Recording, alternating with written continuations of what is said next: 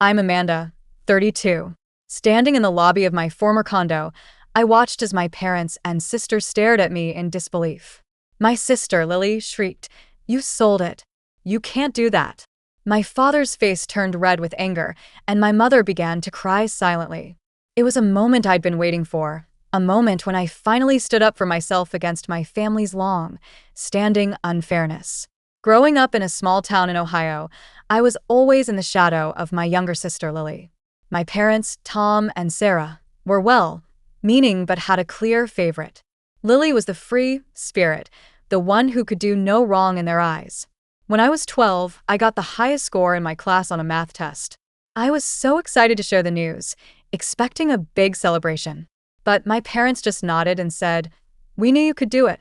It's what we expect." Meanwhile, when Lily brought home a C in art, they took her out for ice cream to cheer her up. As I entered high school, I realized that if I wanted to achieve anything, I had to work for it on my own. At 16, I got a job at a local diner, working long hours on weekends and holidays. My parents often complained that I was spending too much time away from home and should be helping Lily with her school projects or driving her to her dance classes. "Family comes first, Amanda," my mother would say, with a disappointed look on her face. Lily, on the other hand, grew more and more entitled. She would borrow my clothes without asking and return them torn or dirty. She used my laptop for her social media and always left the battery dead. When I complained, my parents would just say, "That's just how sisters are." During college, the difference in treatment became even more obvious. I worked hard to get a partial scholarship to a state university and still had to take out loans and work part-time to cover my expenses. Lily, with her average grades, got a full ride to a private art school, all paid for by our parents. After graduating with a finance degree, I landed a job at a well-known financial firm.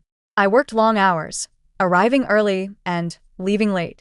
My hard work caught the attention of my boss, Emily. She mentored me and helped me climb the corporate ladder. Within 7 years, I became the youngest finance director in the company's history, managing a team of 15 and overseeing investment strategies worth billions. By the time I was 30, I had saved enough money for a down payment on a beautiful 2-bedroom condo in the city. It was my dream home, a place I had worked so hard for. I spent the next 2 years decorating it, making it a perfect sanctuary for myself. Lily's life, however, was a mess. She changed her major 3 times in college and finally graduated with a general arts degree. Since then, she had bounced from one job to another, never staying for more than a few months. My parents continued to support her financially, paying her rent and credit card bills. Last Christmas, I decided to visit my parents after declining their invitations for the past 2 years. I thought maybe enough time had passed, and we could start a new, more balanced relationship. But I was terribly wrong. The first evening was awkward but civil. We had dinner and talked about neutral topics. But after dessert, Lily started bragging about her recent trip to South America. "It was amazing, a mental health break I really needed," she said. I listened politely, knowing that our parents had paid for the expensive trip. That night, around 1 a.m., I woke up thirsty and went downstairs for a glass of water. As I approached the kitchen, I heard my parents and Lily talking in hushed voices. "We have to tell her at some point," my mother said anxiously. "Not yet," my father replied. "Let's wait until Christmas Day, when she's in a good mood." Lily said petulantly, "Amanda has that big condo all to herself. The second bedroom is just sitting there empty. She can afford to help her family." I froze in the hallway, my heart pounding. I heard them discuss how Lily could use tenant protection laws to stay in my condo permanently. They talked as if my hard-earned home was just a resource for them to use. I was filled with shock, hurt, and then a cold determination.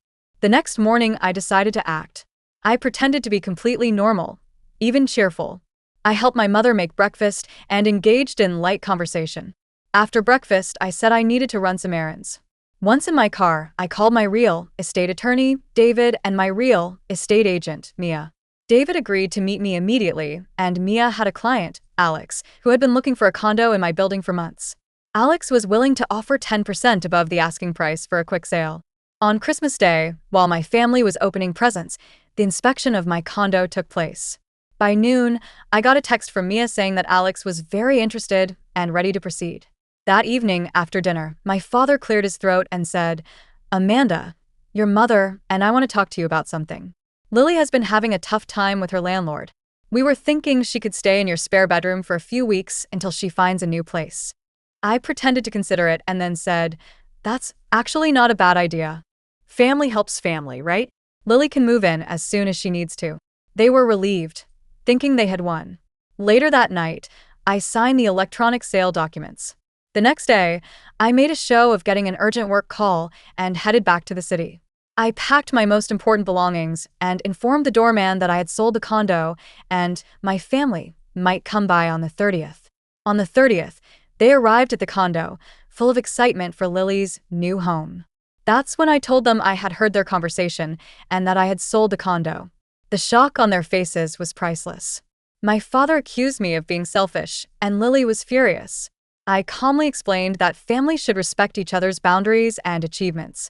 I told them that Lily needed to face the consequences of her actions and that I was not a doormat. 6 months have passed since then. The first few weeks were hard. I sometimes doubted if I had made the right decision. But then I would remember the way they plotted to take my home, and my resolve would strengthen. I used the money from the condo sale wisely.